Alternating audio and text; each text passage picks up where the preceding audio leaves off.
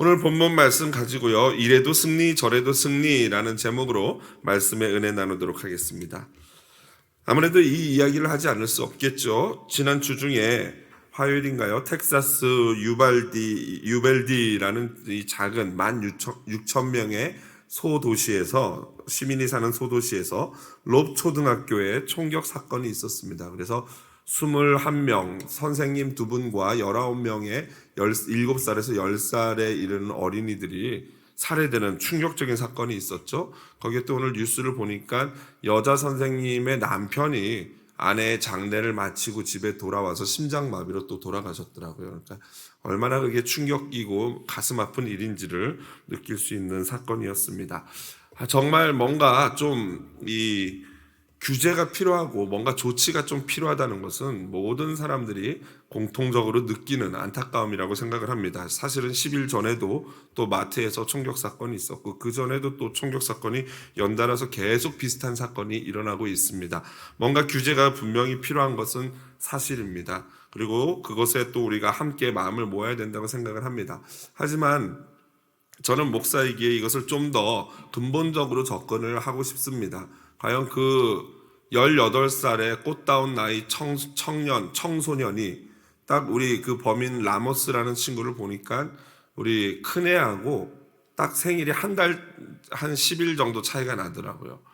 그러니까 우리 큰애를 보면은 아직도 엄마 아빠한테 사랑을 받고 모든 교회 성도님들한테 사랑을 받는 그런 굉장히 꽃다운 나이고 사랑받는 나이인데 그 아이는 마음속에 도대체 뭐가 있어서 자기 친할머니와 말다툼을 하고 할머니 얼굴에다 총을 쏘고 그렇게 또 19명이나 되는 자기 막내 동생 같은 애들을 죽이러 갈 수 있을까라는 그러한 생각을 해봅니다. 도대체 이게 어디서부터 무엇이 잘못된 것일까요?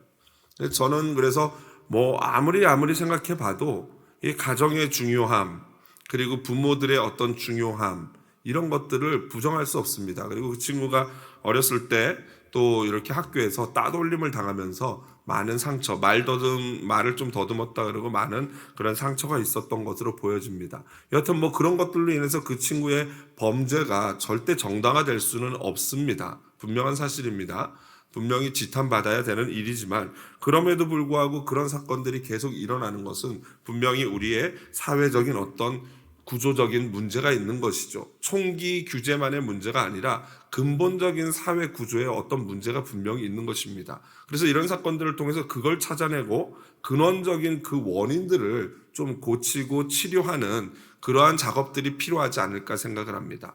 만약에 총이 아니라 그 친구가 칼로 선생님 한 분과 아이 한 명만 죽였다면 그 사건은 여러분 괜찮은 사건입니까? 절대 아니죠. 분명히 그것도 똑같은 무게로 우리가 생각해야 될 겁니다. 물론 사람이 많이 죽으면 더 큰 슬픔이 있지만 그게 한 명이든 2명이든 그런 일들이 벌어지는 것 자체가 우리에게는 큰 충격이고 그것을 우리는 막아야 될 어떤 책임이 있는 그런 존재입니다. 그런 점에서 우리 크리스천은 이런 세상에서 세상과 도대체 어떤 관계를 맺으면서 살아야 하는 존재일까를 우리는 고민하지 않을 수 없습니다. 1세기 말, 그러니까 AD 한 96년에 비두니아 본도 지역의 총독이었던 플리니는 편지를 통해서 당시 황제에게 그리스도인들을 어떻게 처리해야 할지를 물었습니다. 그 그리스도인들이 이렇게 고소를 당해서 잡혀온 사람들이 있었는데 그들에게 어떤 처벌을 가해야 할지, 어떤 종류를 처벌을 해야 할지, 그리고 그들에 대해서 조사를 시작해야 할 근거가 뭔지, 그리고 기독교인들이 신앙을 버린다면은 그들을 처벌해야 하는지 놔주어야 하는지, 그리고 단순히 크리스천이란 이유만으로 처벌을 해도 되는지 등등을 트라이안 왕자에게 편지를 통해서 질문을 했습니다. 그러자 트라이안 왕자가 다음과 같이 답변을 보냈습니다. 플리니 총독, 대개의 경우 가혹한 법을 성급히 제정할 수는 없기에 총독은 그대 앞에 크리스천이라고 불려온 자들을 신문하는 데 있어 정당한 절차를 거쳤다고 생각하오. 그러나 그들을 잡기 위해 수색을 명하지는 마시오. 잡혀온 자들이 유죄임이 이미 입증되면 반드시 처벌하시오. 하지만 누구든 자신이 크리스천임을 부인하고 우리의 신들께 제사를 드림으로써 실제로 그것을 증명하면 그들의 과거가 아무리 의심스러울지라도 석방하도록 하시오. 익명으로 고발하는 것에 대해서는 어떤 경우에 있어서도 받아들이지 마시오. 그것으로 인해 아주 좋지 않은 선례를 남길 수 있고 또 요즘 시대에 좀처럼 맞지 않는 것이기 때문이요. 이 트라이안 황제의 이 칙제서는요, 당시 로마 사회에서 그리스도인들을 대하는 기준이 되었습니다. 가만히 보니까 심하지도 않고 그렇다고 굉장히 막 너그럽지도 않아요. 무슨 말이냐면 일부러 쫓아가서 수색해가지고 예수 그리스도 믿는 자들을 잡아낼 필요는 없다라고 말합니다. 그러나 고소당해서 크리스천이 왔을 때는 그들의 배교, 예수 그리스도를 버리고 그리스 로마의 신들을 믿는다면은 용서해주라. 뭐 이런 명령입니다. 그러니까 당시 초대교회 성도들에게 굉장히 중요한 것은 무엇입니까? 일단 안 걸리는 거예요. 그러니까 어떤 사람들과 시비가 붙어서 고소를 당해서 재판소에 가서 크리스천임이 밝혀지면은 그때는 굉장한 신앙으로 인한 박해가 있게 되기 때문에 가능하면은 사람들에게 고소당하지 않고 주변 사람들과 잘 지내는 그러한 삶이 되어야 했던 것이죠.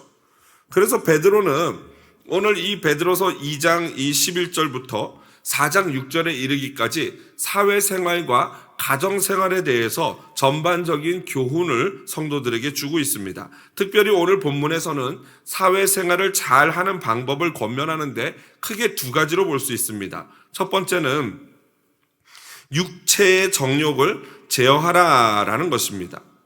베드로는 소아시아 지역 성도들을 사랑하는 자들아라고 부릅니다. 그는 그리스도 안에서 형제자매된 연합된 형제자매들, 이 소아시아 지역의 성도들을 부를 때 이렇게 두 번의 편지를 쓰면서 간곡한 부탁을 하거나 아니면 어떤 분위기를 환기시킬 때 이 사랑하는 자들아 라는 호칭을 사용했어요. 그래서 베드로 전후서에서 총 7번 이 호칭을 사용하는데 그것을 볼 때는 어떤 강력한 부탁이라든가 아니면 분위기를 반전해서 다른 주제로 넘어갈 때 이러한 표현을 사용하고 있습니다. 그는 이어서 거류민과 나그네와 같은 너희를 권하노니 라고 되어 있습니다. 왜 거류민과 나그네 같다고 말했을까요? 크리스천은 거룩하고 영광스러운 신분인과 동시에 이 세상을 살아가는 동안에는 거류민이고 나그네 같은 존재입니다. 왜 그렇습니까? 모든 인생은 사실 세상과의 관계에 있어서 잠시 머물다 돌아가야 하는 본향이 있는, 잠시 머물다 돌아가야 할 본향이 있는 바로 이방인, 외지인, 외계인이기 때문입니다. 그러므로 이 세상에서 유한한 인생인 우리들은 잊지 말고 기억해야 할 것이 있습니다. 그것은 11절 하반절에 나오는 영혼을 거슬러 싸우는 육체의 정욕을 제어하라 라는 것입니다. 영혼을 거슬러 싸우는, 즉 우리의 영혼과 반대되는 육체의 정욕을 내버려 둘지 말고 싸워라. 싸워서 이겨라. 제어하라. 컨트롤하라 라는 것입니다. 여기서 육체는 사르키콘인데 인간의 본성, 이 살덩어리, 쇳덩어리 이런 것들을 이야기하는 단어입니다. 또한 제어하라 라는 것은요, 그 본래의 의미가 피하라, 멀리하라 라는 것입니다. 한마디로 영혼을 거스르는 악한 인간의 본성은 가능하면 멀리 피해야 한다라는 것입니다. 반면에 또 어떤 죄악들은요, 피하기만 한다고 되는 게 아니죠. 적극적으로 예수 그리스도의 보혈의 능력과 말씀과 기도로 대항해서 싸워야 하는 경우가 있습니다. 하나님은 레위기 모세의 율법을 보면요, 범죄한 자들을 돌로 쳐서 죽이라고 명령하십니다. 왜 그렇게 명령하셨습니까? 바로 공동체의 거룩성을 유지하기 위함이에요. 그래서 이 범죄, 이런 죄를 저지르면은 저런 무시무시한 형벌을 받는구나, 아이고 무서워 하면서 죄질 생각조차 못하게끔 하는 것이 바로 그러한 이 율법의 목적이었던 것이죠. 그렇다면 오늘날 우리 성도들은 어떻게 해야 됩니까? 우리 공동체에서 죄 짓는 사람 있으면 돌 던져 죽이면은 다 죽지 않겠습니까? 그렇기 때문에 이거는 영적으로 해석을 해야 되죠, 이제는. 오늘날 성도들은요, 그렇게 돌로 치는 강력한 결단, 돌로 쳐 죽이는 것이 여러분 결코 쉬운 일이 아니지 않습니까? 얼마나 잔인하고 마음 아픈 일입니까? 만약에 돌로 쳐야 되는 사람이 내가 전혀 모르는 사람이면 모르겠지만 우리 가족이나 내 자녀나 우리 부모나 친척 가운데 그런 사람이 있다면은 어떻게 돌로 쳐 죽일 수 있겠습니까? 그러니까 그 안타깝고 죄를 미워하는 그 마음으로 어떻게 하라는 겁니까? 그 결단과 아픈 마음으로 죄를 멀리하고 그 죄를 도려내야 한다라는 의미입니다. 그래서 바울은 이렇게 죄와 대적하는 구체적인 방법을 로마서 13장 14절에 다음과 같이 묘사합니다. 같이 한번 읽어보겠습니다. 큰 목소리로 읽어보겠습니다. 오직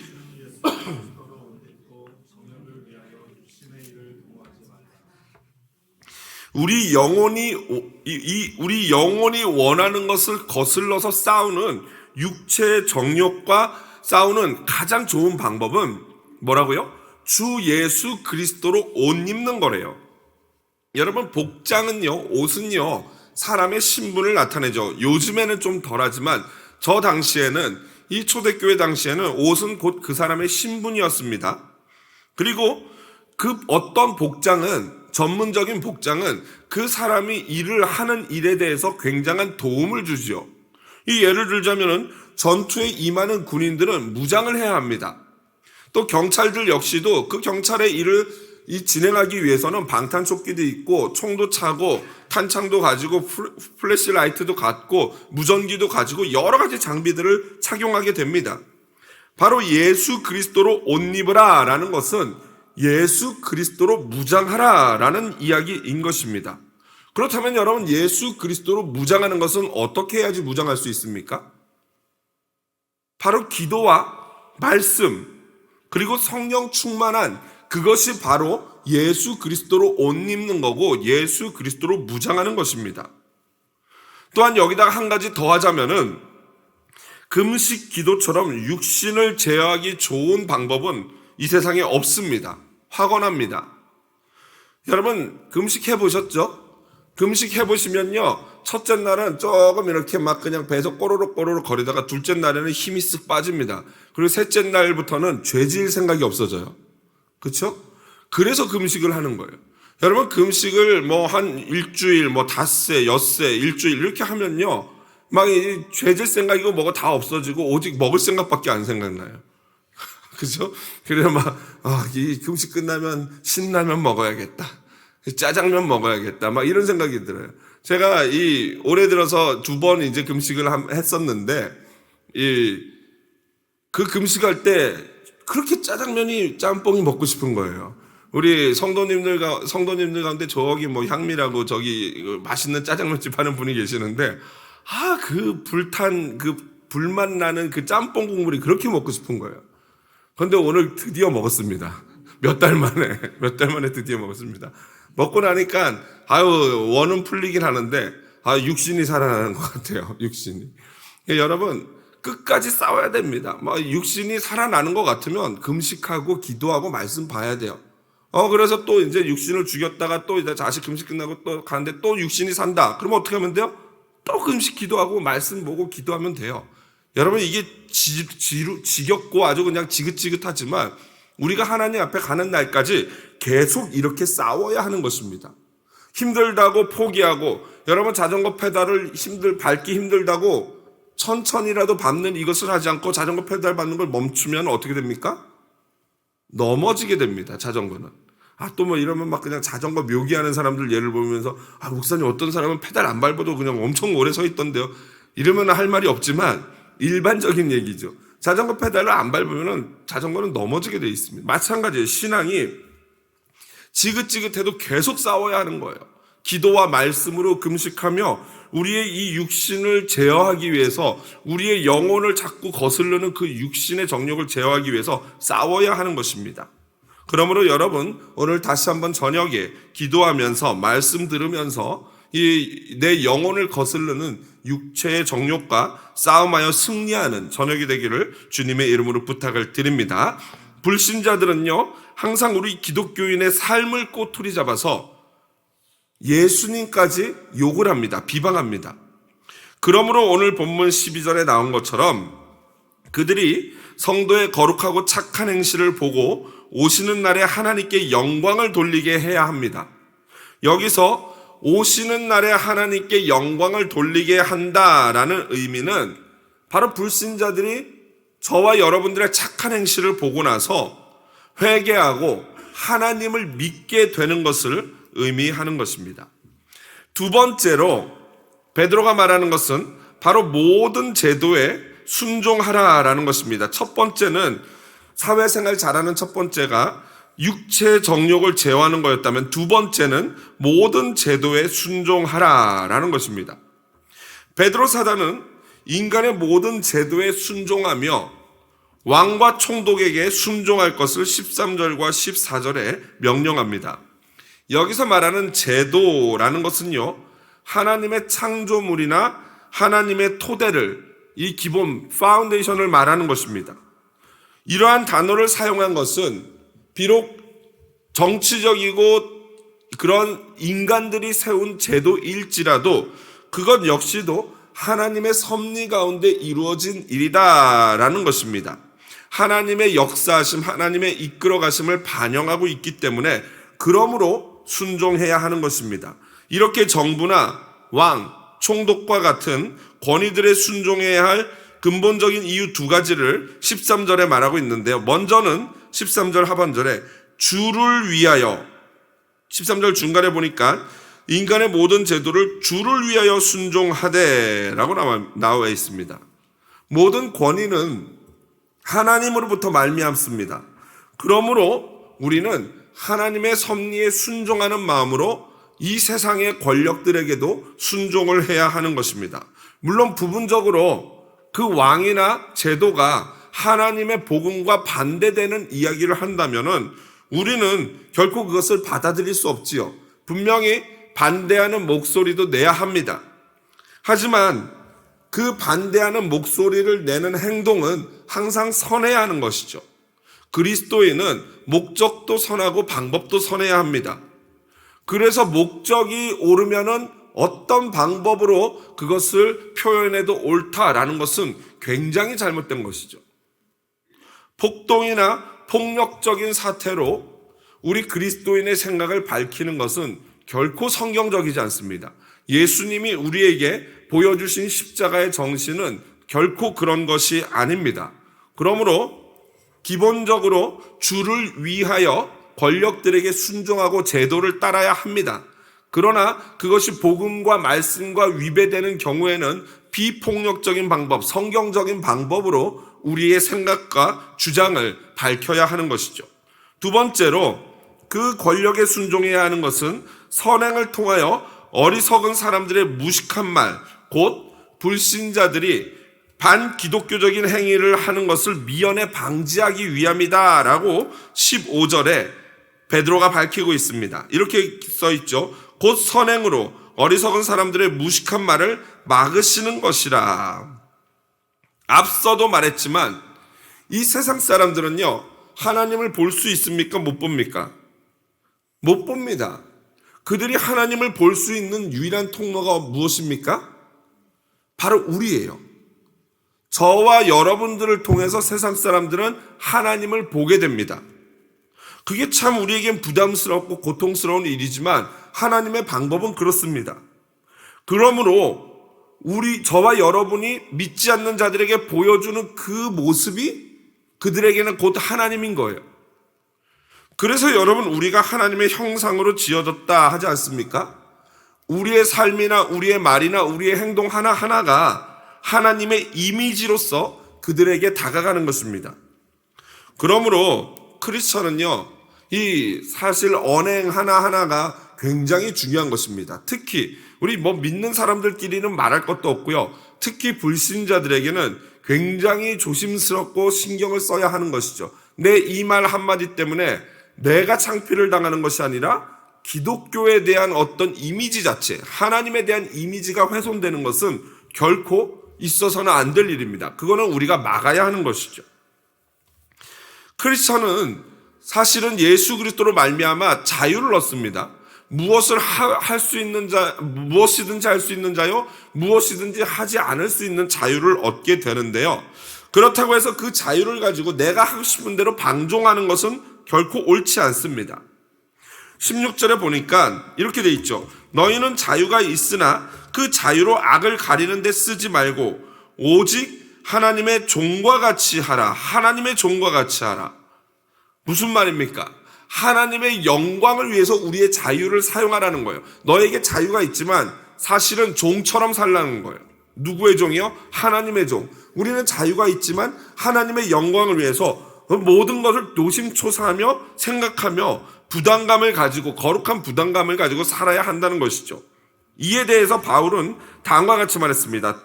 고린도전서 10장 23절 31절 말씀인데요. 두 구절 말씀 한번 큰 목소리로 읽어보겠습니다.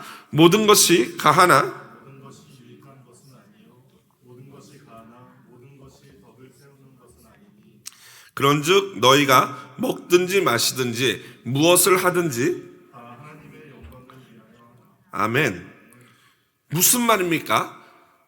우리 삶의 중심이 오직 주 예수 그리스도 곧 하나님의 영광을 위한 것이어야 한다라는 것입니다. 이러한 마음의 중심의 태도는요, 구체적으로 17절에 보니까 사람을 공경하며 이웃을 사랑하며 형제를 사랑하며 하나님을 두려워하며 왕을 존대하는 구체적인 행위로 드러나야 하는 것입니다. 저는요, 크리스찬이 예를 들자면은 대통령, 오늘날에는 왕이 없으니까 대통령을 국민들이 투표를 해서 뽑았잖아요. 내가 원하는 대통령이 당선될 수도 있고 그렇지 않을 수도 있어요. 그런데 우리 크리스천은 내가 원하는 대통령이 당선이 됐건 아니면 내가 원치 않는 사람이 됐건 우리 크리스천은 그 대통령에 대한 존중을 보여야 합니다. 왜 그렇습니까? 그렇지 않으면 그거는 하나님을 무시하는 행위죠. 그 모든 투표를 이끌어 가신 분이 누구십니까? 하나님이에요. 그래서 여러분, 저는 우리 기독교인들이 그 부분을 좀 알았으면 좋겠어요. 우리 크리스천은 정치적인 정당이나 이런 것들을 넘어서는 존재예요. 그래서 어떤 분이 대통령이 되든지 간에 내가 원하는 분은 이런 사람이었는데 저 반대편 분이 됐구나. 잘했으면 좋겠다. 박수 쳐주고 그들을 위해서 오늘 본문이 말하는 것처럼 기도하고 순종해 줘야 하는 것입니다. 그게 성숙한 민주주의 크리스찬의 모습인 것이죠. 민주주의를 넘어서서 크리스찬이라면은 당연히 그렇게 해야 되는 것입니다. 그런데 오늘날 이런 기본적인 크리스찬의 덕목조차 알지 못하고 교회들이 가르쳐 주지 못하는 것 같습니다. 마치 교회를 보면요, 정당이 그거 교회의 믿음보다도 앞서는 것 같아요. 결코 교회는 그런 것이 아니죠. 먹고 마시든지 무엇을 하든지 우리 중심에 하나님이 계셔야 되고 모든 것을 그 하나님을 중심으로 판단해야 합니다. 그러므로 그 중심은 하나님께 영광을 돌리고자 하는 중심은 다시 한번 말씀드리지만 사람을 공경하고 형제를 사랑하고 하나님을 두려워하며 왕을 존대하는 구체적인 행위로 나타나야 하는 것입니다. 여러분, 진짜 만약 이 세상에 있는 모든 사람이 만약에 예수님을 진짜 잘 제대로 믿는다면은 그렇다면은 이번 그 총기 사고와 같은 사건이 일어날까요? 안 일어날까요? 안 일어나죠. 당연히 안 일어납니다. 문제는 그거죠. 이 세상 사람들이 제대로 예수 그리스도를 믿지 못하는 거죠. 전도 안 하기 때문이고 또 믿는 자들 중에는 제대로 믿지 않는 자들이 많기 때문입니다. 저는 목사라서 그런지 근본적인 문제를 거기서 발견합니다. 더 복음화해야 되고 더 가정을 살려야 되고 더 부모들이 정신 차리고 자녀를 잘 믿음으로 양육하고 돌봐야 하는 것입니다. 그리고 그렇지 못한 이웃이나 가정이 있다면은 내 새끼만 잘 키우면 되지 않은 이런 아주 유치하고 이기적인 속 좁은 생각은 버려야 하는 것입니다. 내 새끼만 잘 키우면은 그러면은 이런 사건이 벌어지는 거예요. 남의 새끼 모르겠다 하고 내 아이만 잘 키우려고 하면은 그 잘못 큰 아이가 내가 그렇게 아끼던 우리 아이에게 상처를 주고 아픔을 주게 되는 것입니다. 그래서 우리는 어쩔 수 없이 이 현대사회는 너무나도 유기적으로 연결되어 있기 때문에 오늘 27절의 말씀, 사람을 공경하고 이웃을 사랑하고 하나님을 경외하고 왕을 존대하는 이 구체적인 행위가 너무나도 지금 우리에게 필요하고 시급한 그런 실천적인 사랑인 것이죠. 마지막으로 18절부터 25절을 살펴보면은 우리가 사회생활 잘하는 마지막 두 번째 방법은 바로 그리스도를 본받는 것입니다. 그리스도를 본받는 것. 첫 번째는 영혼을 거슬러 싸우는 육체의 정욕을 제어해야지만 사회생활 잘 할 수 있습니다. 내 그냥 막 정욕대로 막 살면은 사회생활 못 합니다. 두 번째로 그리스도를 본받을 때 우리는 사회생활을 너무너무 잘 할 수 있는 것이죠. 오늘 본문에 보니까 사완들아라고 베드로 사도가 부르십니다. 이 사완드라라는 이 헬라어 오이케타이라는 이 헬라어의 본래 의미는 집의 것, 집에 있는 것이라는 의미예요. 그러니까 가정에 소속된 하인을 의미하는 것이죠. 그런데 이 하인은 노예, 둘로스, 막 그냥 아주 천한 진짜 종의 노예가 아니라 청지기와 같은 그런 종인 것입니다. 가족과 같은 그런 종인 거예요. 그런데 문제는 때로는 이런 하인들에게 잘 대해주는 주인들도 있지만 때로는 18절 19절에 보니까 그렇지 못한 주인들도 있는 거예요. 그럴 때 문제는 나에게 잘 대해주는 주인에게는 내가 충성하고 나를 잘 못 대해주는 주인은 말 안 듣고 삐딱하니 그러면 안 된다라는 것이죠. 나를 잘 대해주건 잘 대해주지 않건 내 위치가 만약에 물론 지금 우리 서구 사회는 이런 종은 없지요. 내 위치가 만약에 그런 노예로서 하인으로서 그 집에서 집사로서 그 집을 서비스해야 하는 위치라면은 주인의 어떤 나에게 잘해주고 못해주고 상관없이 내가 최선을 다해야 한다. 이것이 바로 크리스천의 자세라는 거예요. 당시에 고린도 교회는 아시다시피 부자들도 있었지만 대부분은 많은 사람들이 좀 하찮은 그러한 일들을 하는 노예 삶 또는 노예였다가 자유인이 된 그런 사람들이었어요. 그렇다 보니까 교회에도 이런 좀 계급의 격차가 있었고 또 집에서는 주인이었는데 교회 오니까 같은 성도 형제 자매가 되는 거예요. 여러분 이것이 얼마나 곤란한 관계에 있겠습니까? 같은 교회를 자기 주인과 하인이 같이 다녀요. 그 교회 왔는데 하인은 장로고 주인은 집사예요. 그런데 실제로 제가 이 말씀드리는 예가 한국 초대교회에 일어났었던 일이에요. 실제로. 그런데 그 집주인과 그 장로님이 그 종이 굉장히 성숙한 것으로 아주 미담을 우리 한국 초대교회에 이 아주 전설과 같은 미담을 남겼죠. 결국 나중에 그 장로였던 그분은 목사님이 되죠. 이런 일들이 일어나야 되는 것이 바로 진짜 교회고 성도들이라는 것입니다. 우리가 살아가는 세상은요, 적지 않은 차별과 불합리함이 존재합니다. 마이클 샌델 교수, 최연소 하버드 대학의 교수가 된 마이클 샌델 교수는요, 이제 뭐 은퇴할 시기가 되셨죠. 요번에 나왔던 공정하다는 착각이라는 책에서 이런 이야기를 했어요. 저는 깜짝 놀랐어요. 저는 한국에만 아빠 찬스가 있는 줄 알았더니 미국도 아빠 찬스가 어마어마하게 있더라고요. 이 미국 역시도 부의 대물림, 명문대 지원을 위한 입시 전문 브로커가 있었다고 해요. 윌리엄 싱어라는 사람이 있었는데 악덕 입시 상담가로서 이 대입 부정 입시의 사업을 했던 사람이래요. 부정 입시. 그러니까 뭐 합법적인 게 아니고 아예 부정 입시. 그래서 뭐 그 부모들에게 엄청난 돈을 받아가지고 대학교 체육 교수한테 돈을 주고 축구를 한 번도 안 한 여자아이가 축구 장학생으로 대학을 명문대를 가는 거예요. 하버드 막 이런 데를 들어가는 거예요. 그런 일이 2019년 3월에 세상에 알려졌고 많은 사람들이 아주 그냥 공분했다고 합니다. 이 윌리엄 싱어라는 사람은요, 8년 동안 입시 부정 사업으로 부모들로부터 2,500만 달러를 벌어들였다고 합니다. 여러분 놀라시지도 않는 거 보니까 어카운트에 다 그 정도는 담아놓고 계신 분들 같아요. 할렐루야. 너무 좋습니다. 2,500만 달러. 우리나라 돈으로 하면 막 250억인가요? 어마어마한 돈이죠. 이거 평생 써도 못 쓸 돈 아니겠습니까? 그런데 이 돈들을 다 부모들이 내면서 부정으로 대학을 갔다는 거예요. 저는요, 사실 미국에 이민 올 때, 이 미국은 천국 바로 아래에 있는 그런 나라인 줄 알고 왔어요. 그럼 미국은 싸우지도 않고 막 그러는 줄 알고 와가지고, 미국 너무 좋아해. 이랬는데 막 주유소에서 막 그냥 F 이러면서 남자 둘이 싸우는 걸 보면 막 충격을 받았는데, 오늘 이 책을 보면서 더 충격을 받았어요. 미국이나 한국이나 다 똑같구나. 뭐 사실 지금 미국 뉴스 보니까 세계 어떤 나라도 이런 나라가 없죠. 어린 아이들이 마치 전쟁터에 있는 것 같은 트라우마를 겪고 있지 않습니까?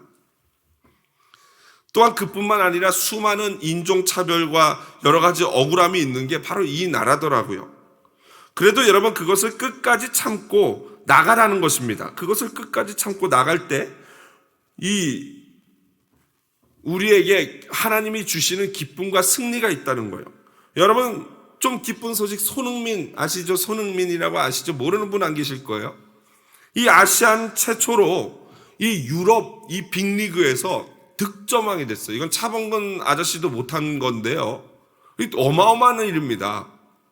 그런데 여러분 제가 좋아해가지고 이 손흥민 이 형, 잘하면 무조건 형이에요. 손흥민 형의 영상을 제가 다 찾아봤는데 이 형이 가만히 보면은 같은 팀에서도 인종차별을 당하더라고요. 뭐 다른 사람 다 잘못했는데 막 주장이 막 그냥 손흥민한테만 막 화를 내기도 하고 이런 일들을 겪어요. 그런데 이 친구가 끝까지 자기의 실력으로 결국에는 득점왕을 이뤄낸 것입니다. 그래서 사도는 바로 오늘 우리에게 신앙에도 이와 같은 이야기를 하는 것이죠. 바로 오늘 본문에 같이 한번 20절 한번 보십시오. 20절에 이렇게 되어 있습니다. 선을 행하고도 고난을 참으면 그것은 하나님 앞에서 아름다운 것이다. 죄가 있어 매를 맞고 참으면 무슨 칭찬이 있으리요? 그리고 그러나 다음에 선을 행함으로 고난을 받고 참으면 하나님 앞에 아름다우니라. 그러니까 자기가 잘못해서 욕먹고 혼나는 건 어쩔 수 없다는 거예요. 그거는 뭐 당연하죠. 그런데 우리가 아무 잘못도 없이 그냥 피부가 옐로우라는 이 일로 또는 아무 잘못도 없이 예수 그리스도를 믿는다는 이유만으로 우리가 어떤 차별을 당한다면 그것은 우리가 하나님 앞에서 기뻐하고 아름다운 일이라는 거예요. 왜요? 예수님도 그랬기 때문에. 예수님도. 결국 우리가 잘 가고 있는 거라는 거예요. 예수님의 길을 걷고 있는 거라는 거예요.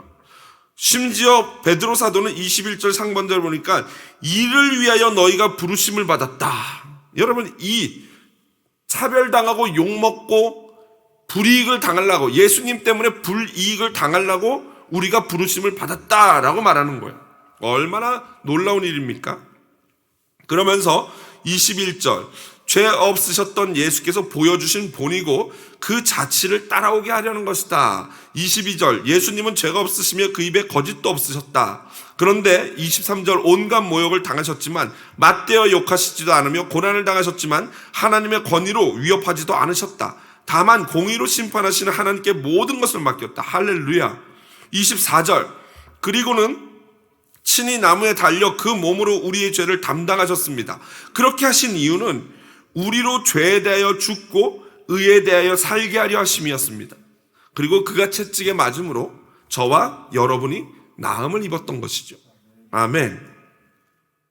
베드로는 마지막으로 우리는 다 양 같아서 그릇 행하여 각기 제 길로 갔거늘 이라는 이사야 선지자의 53장 6절 말씀을 인용하여서 우리가 구원받기 전에 어떤 상태였는지를 알려주고 있습니다.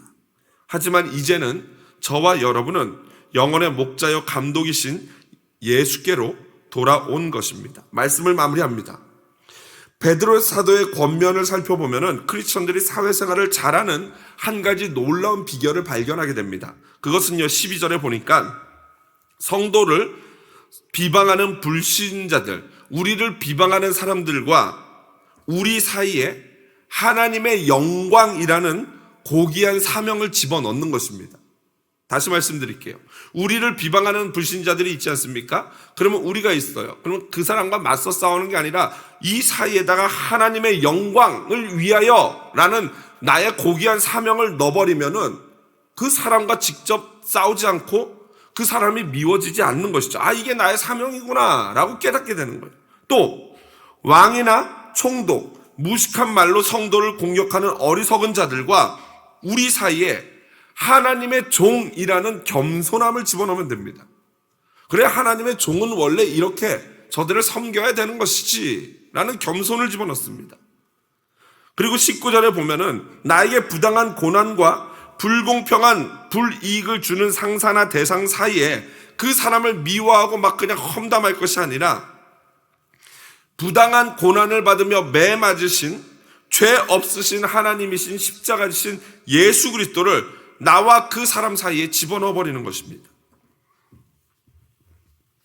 크리스천이 공격적이며 불공평하며 편파적으로 우리를 대하는 세상 가운데서 이길 수 있는 비결은 바로 그 비방하는 자들과 무식한 말로 공격하는 자들과 억울하게 우리에게 불이익을 주는 자들과 우리 사이에 하나님을 집어넣는 것입니다.